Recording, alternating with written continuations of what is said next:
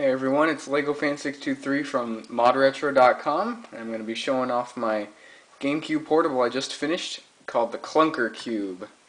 Here it is. This is my first portable, and you can probably tell.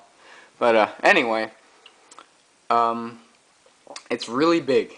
I don't know exactly how big, but I know it's got to be at least 2 inches just here. So yeah, I didn't try to squeeze it in there by any means at all. But I just wanted for an easy build. So that's why I made it so big. Anyway, I got all the buttons down here that were taken from a Wavebird controller, and I actually replaced the C-stick, the stock C-stick, with just another controller stick because the C-stick is terrible. And what else? Oh yeah, I have the buttons down here, which, if you've ever done it like that, you know that kind of sucks, because then your hands are all slipping and stuff. I really should have put them up here, but oh well. So anyway, I'm going to talk about some of the features. So I've got a generic Amazon LCD, which, for my backup monitor, the whole backup monitor master race, cheap $20 LCD, why not? Monitor control buttons. Volume slider. It's a completely analog, actually. It's really nice. TV out via RCA, and then here's power switch. SD Gecko slot for slot B. Wii key slot. AC in 3.5mm headphone jack, and then R, L, and Z are on the back with the fan. And then we have players 1/2, which I'll get into that later. And players 3, and players 4 for multiplayer. And speakers up there from the I Love speakers. And I guess I can turn it on. It does not have batteries, unfortunately, because batteries are really expensive, and I didn't want to go through the whole adventure of buying and seeing what works and getting a charger and all that great stuff and custom regulators and whatnot. I just wanted to make a simple build for my first one, so you got to use a 12-volt adapter. I'm using 3 amps. You could probably get away with 2, but I have this one lying around. So anyway, let me boot it up. And also these switches on the side determines if you are using the internal controller or not, which is this one.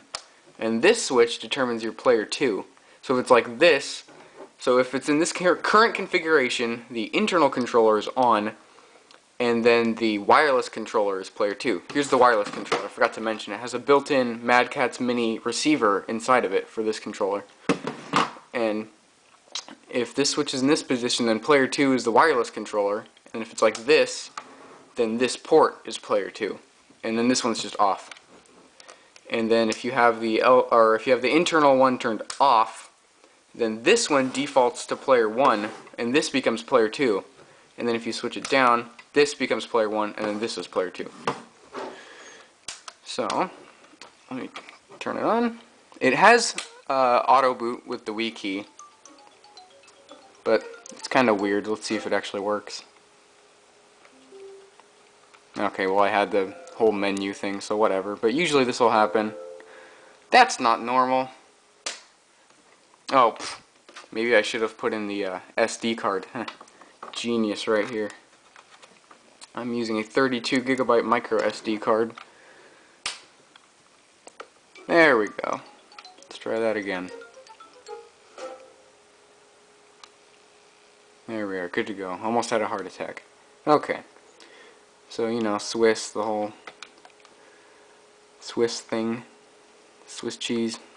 Anyway, start up a game. One of my favorites, Super Monkey Ball 2.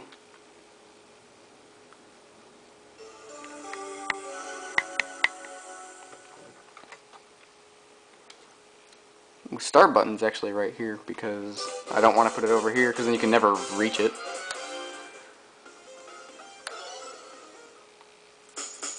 So yeah, it plays fine. Sometimes the audio cuts out, but I know that's just an issue with the Wii key. Or Wasp Fusion. So yeah, see, it auto-detected my second player controller, which should work here. If I turn it on. Yep. So yeah, you can do 2-player real easily. I would show you a wired player too, but my wireless controller's upstairs, so or wired one anyway.